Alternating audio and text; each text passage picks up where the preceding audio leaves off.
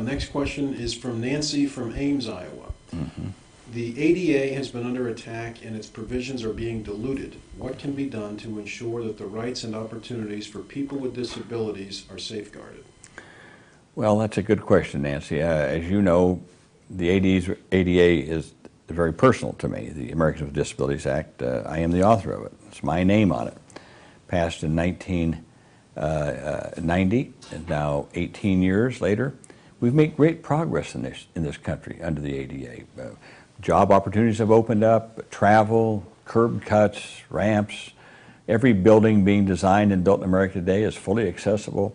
This is really great. I think we can point to pride at what we've done for people with disabilities in America.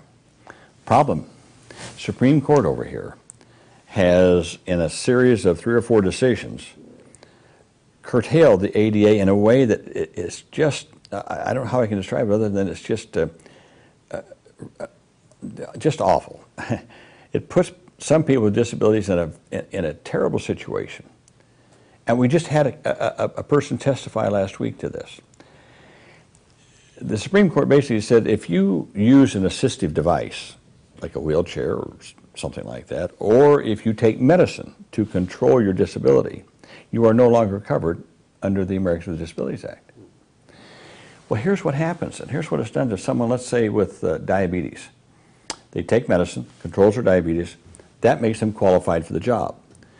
They get the job, the employer finds out that they have diabetes, they don't want them there any longer, but because they take medicine, they're no longer covered by the ADA, the employer can fire them.